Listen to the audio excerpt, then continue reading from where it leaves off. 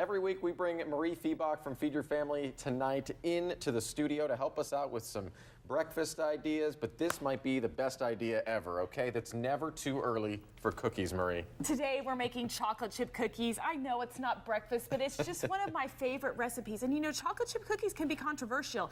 Everybody has their kind that they like. If you like them crispy or gooey or cakey or chewy, how do you like yours, Shane? Yeah, I'd say a little bit more gooey, Allison. Yeah, we were talking about it in the commercial break, kind of like a gooey in the middle, but you brought up that this recipe is that perfect gooey in the middle, crispy on the outside. Nice. That's so hard to get down. That's what I've got. And you know what the trick is? It's the ratio of sugars to butter. So I have 1 cup of butter in here that is softened, and you have 2 cups of white sugar to only 1 cup of brown sugar. Most recipes are equal amounts brown sugar and white sugar, and the combination of a little bit extra white sugar is what gets them crispier on the outside. Oh. And you can see that I'm mixing this with a potato masher. These can be mixed with like an electric beater or in your KitchenAid, but I find that the texture is better if you mix them by hand. Nice. So okay. I'm mixing the sugars with the butter that is softened really well, and then I'm gonna add 3 eggs. Will you pour those in for me, Allison? And then 2 tablespoons of vanilla. And we kind of talked about vanilla last week, Shane, about how the imitation vanilla is the same chemical compound as the high-end vanilla. It's the vanillin.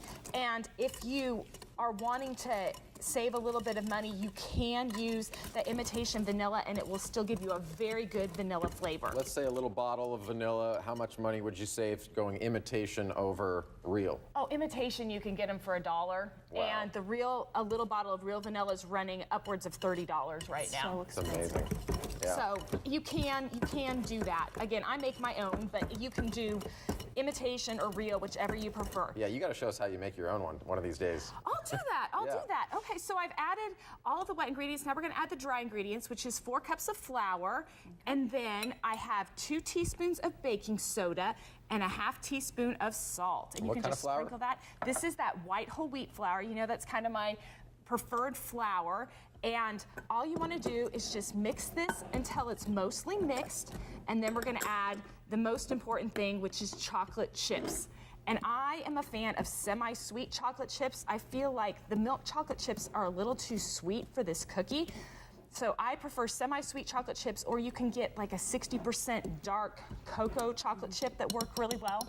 And at this point, I switched to a spatula from the potato masher. And we're just gonna pour in exactly 1 bag of chocolate chips. It's a 12-ounce bag. Nice. And just the whole thing. Just dump the whole thing in, as long as your kids haven't snuck a few of them out while you're trying to get the dough made. I don't know if your kids do that, Shane, but my kids a little bit. do. Yeah, Oh, yeah. Yeah. And I see once you get that to the right consistency, you're going to use the ice cream scooper. Yes. I don't see this very accessible, the little tiny ice cream scooper, but you can see it right there. It's a little guy. Yes, it is. It's a small ice cream scoop. It holds 1½ tablespoons, which for me is the perfect size cookie. And a little trick as I move this over to get them on the tray is I like to wrap this into 3 packages, and 2 of them I put in my freezer. Ooh. So that I always have fresh hot cookies rather than having cookies that have been in the freezer or my family eats them all Right. before. Right. So I just scoop it out and you just put them on a cookie sheet, 12 per cookie sheet, and again, this is 1½ tablespoons. And you bake them at 350 for about 12 to 13 minutes. Okay, so 12 on the cookie sheet and then some in the freezer as well. You think this might yield about 36 or so? Well, no, this will do about 18 each one. So Okay. you're getting not quite 60 cookies. Okay. But yeah, Nice. and which is enough for my family of 6 to get 2 the first night and 1 in their lunch the next day. That's right.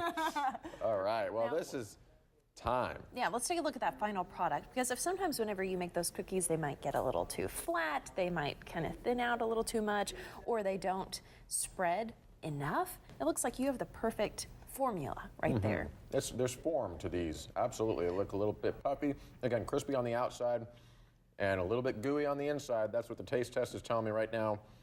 Everybody has their own recipe for a chocolate chip cookie, but it doesn't get any better than this, Maria. Not a surprise. Not a surprise. You're always bringing it.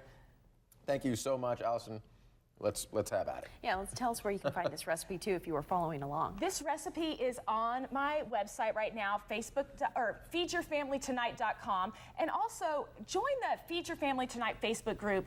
I'd love to talk with you about the kind of cookies that you like. There's a lot of actual chemistry that goes into the cookies and getting the right balance to get quick, crispy or thin or whatever kind of cookies you're looking at. Perfect. All right.